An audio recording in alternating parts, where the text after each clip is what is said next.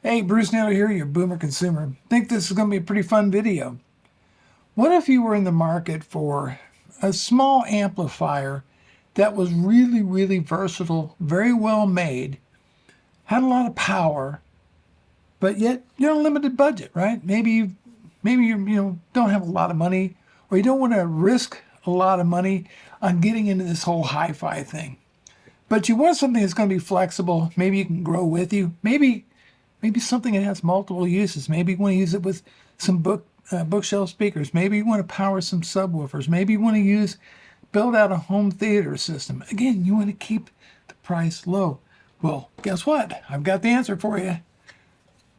The Douk, or is it Douk? I've heard it pronounced both different ways. A100. This is a Class D power amplifier, integrated amplifier, because you do have control over things like volume and, well, we'll get into all the features here in a minute. Made like a tank. I kid you not, this thing is one solid piece of kit. So, without further ado, I want to thank Douk, or Douk, for sending this to me for review.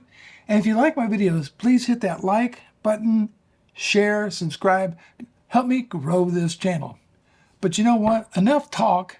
Let's go ahead and let's dig a little bit deeper into the A100. Let's go ahead and unbox the Douk. Some people call it Douk.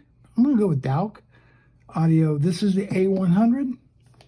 Not been opened. Not opened the box. Definitely a little bit on the chunky side. Let's see what we get. Oh, okay. All right.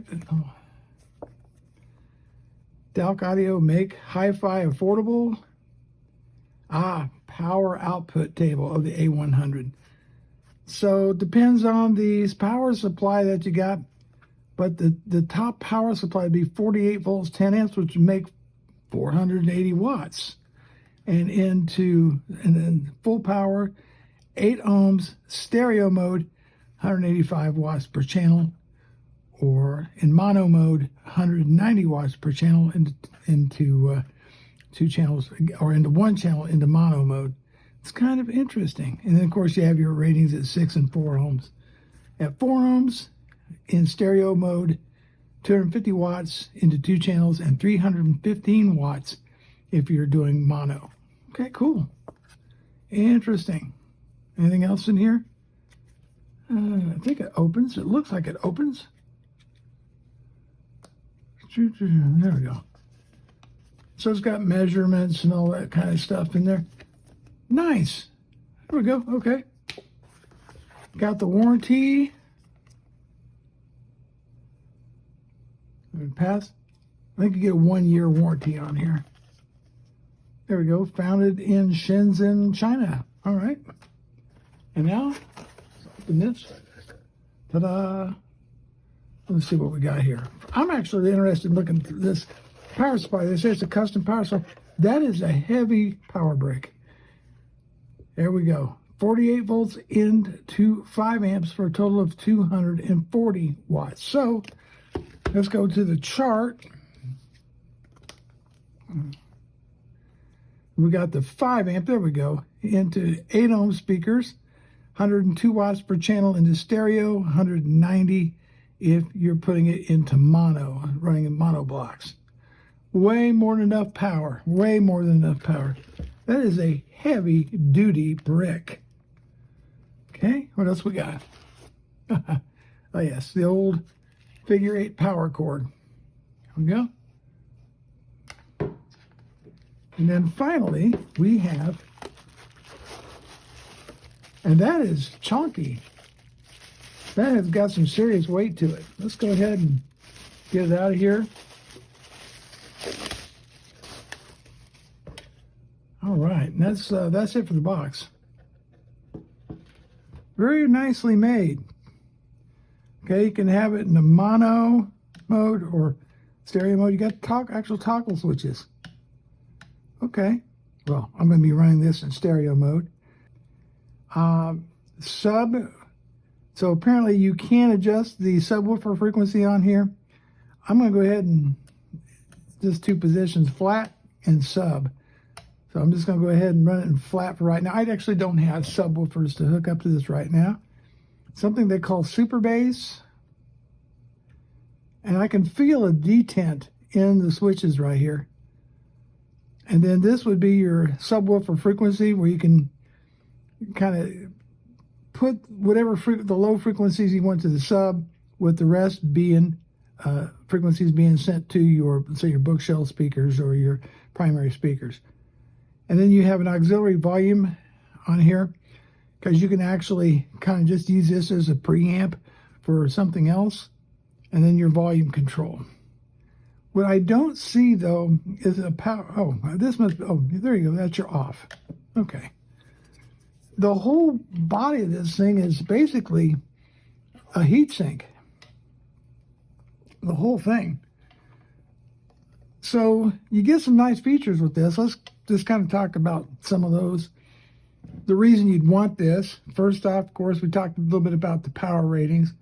You have signal to noise ratio of 115 dB, SINAD of 94 dB. Okay.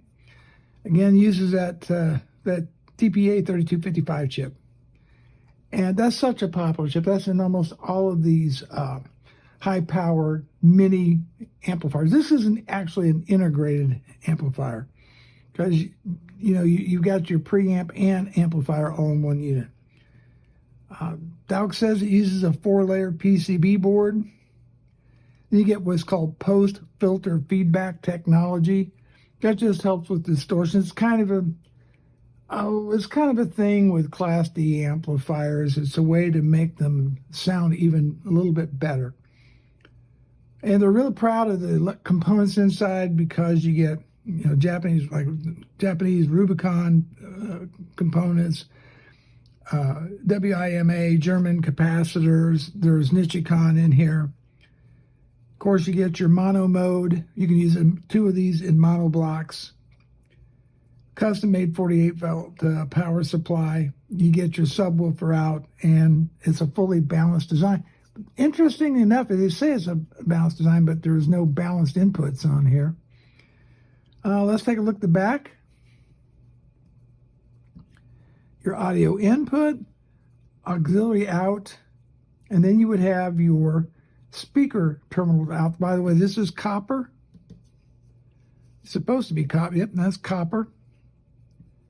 All right, and then again, how you would, if you do it mono, oops, just pop. Sorry, tap the camera. All right, so if you're doing mono, you would connect positive and negative here, and so you got a mono block.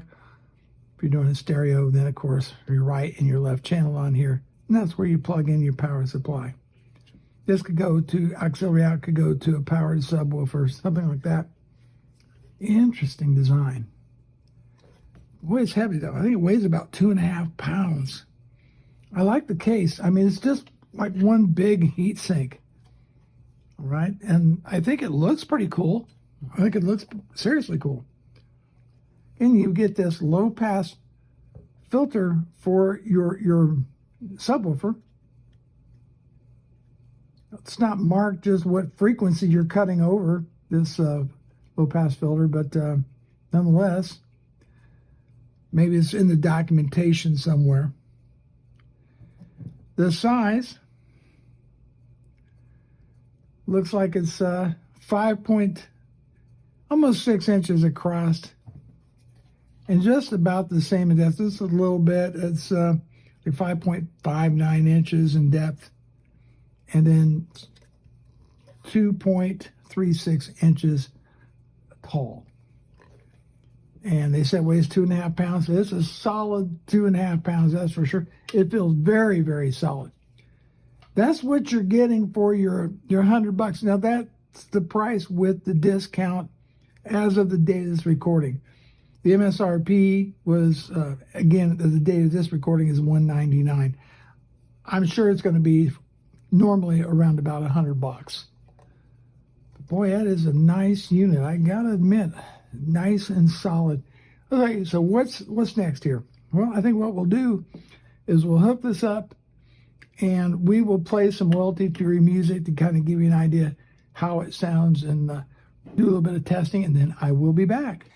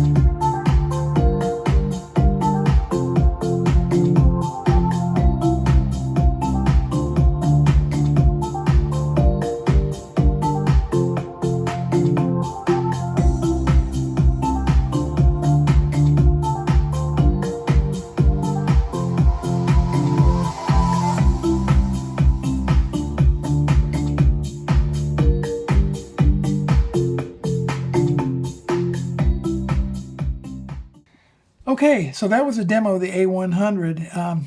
You know, I use my equipment to record it, capture the sound. It's probably not the best in the world. Maybe it gives you somewhat of an idea. But at any rate, let's talk a little bit more about the A100. And I forgot to mention that this has swappable op amps on it. You also have an independent auxiliary output that's amplified and has its own knob volume adjustment on it. This thing is just so super, super versatile. So I asked myself some questions when I look at these amps and when I look at hi-fi gear. First off, is it cleared and detailed? Very clear. Okay, there's absolutely no distortion that I noticed, and I pushed it pretty hard. Detail is very, very good on these. The TPA was the 3255 chip. Just does such a marvelous job. They're using it in so many of these Class D amps. But they also use the feedback loop design on there that kind of eliminates some of the distortion that came from Class D amplifiers. So that's pretty cool. Next question I asked myself, how was the imaging on this thing? Well, I use, for my speakers, my passive speakers, I use the KEF Q150s, which basically have really good imaging to begin with. I thought it was very good. I was able to, have this large sound stage and lots of good separation. And I think that the A100 did a good job controlling bass. Speaking of which, the super bass. Couldn't find a lot of information on it, but it didn't seem to really make much difference in the stereo mode, or I didn't try it in mono mode. Obviously, I don't have two of these, just one. I'm guessing it probably has more to do with when you're using it in conjunction with the subwoofer. If I cranked it, I did think that music sounded maybe a little bit fuller. I'm not really sure on that, but I didn't see any real noticeable improvement using the super bass. As far as power is concerned, this puppy has a lot of kick to it. It's going to be enough to drive just about any hard-to-drive speakers, so I don't think there's any issue there. Was there noise? Was there distortion? Now, I held my ears closely to the drivers on the Q150s, didn't hear a hint of noise. That's great. Nor did I hear really any distortion, and I pushed this amp pretty doggone hard. No, it never really got hot, kind of warm. The whole body of this thing is a patented heat sink design. It is one brick of a heat sink. A couple albums that I used to audition this with. Obviously, I can't play these for you because of copyright, but one is this album right here, Wayne Shorter's Adam's Apple with Herbie Hancock. Joe Chambers is in it. And the track, 502 Blues. The saxophone just sounded really, really incredible with the A100. And I know this disc. I know the tracks on here. It's one that I use as a kind of a standard reference, especially 502 Blues. And at no point did the A100 ever really disappoint. Another album. And come on, how many people don't love Steely Dan's Gaucho? It's one of their best-selling albums, and Hey 19 just was fantastic on here. Just fantastic. And rich, full-bodied sound. Again, no distortion. It's clear. I'm trying to avoid all the audiophile jargon that goes out there and all that flowery language. That's what you want to know, right? Does it get loud? Is it clear? You don't hear any distortion? The amp doesn't get hot? That kind of thing. Is it something I can use day in and day out? Yes, it's a quality built product. I can compare this somewhat to the Fosi V3 monos. However, since I don't have two, it really wouldn't be a great comparison. But I think as far as features and versatility goes, the A100 has it over the V3 monos. That's all I'm going to say on that subject. The price of these, the retail is showed on Amazon of $199, but there's a 50% off coupon as of the date of this recording, so it's $100, and I think that's pretty much the price that it's going to be. Another thing I asked myself What's the pros, the cons? Well, I think I mentioned all the pros. Lots of versatility, swappable op amps on there. Gets lots of power for the price. Lots of features on this. Very versatile. So I didn't really find a whole lot of cons. If there was any con at all, it had to do with the position of the volume control relative to how much power this was putting out. And it just seemed pretty quiet up till about the 2 o'clock position. It did get loud, a little bit louder and louder, but it really didn't start kicking butt until you're about at the, about the 3 o'clock position. And then it really takes over. And then the volume really picks up. So that's really about it. I think for the $100 that Douk is asking for this thing, this is a super versatile piece of kit. It sounds great. It does the job it's intended to do. What more could you ask for? Bruce Naylor, your Boomer Consumer. Thanks so much for watching, and I'll see you in the next video.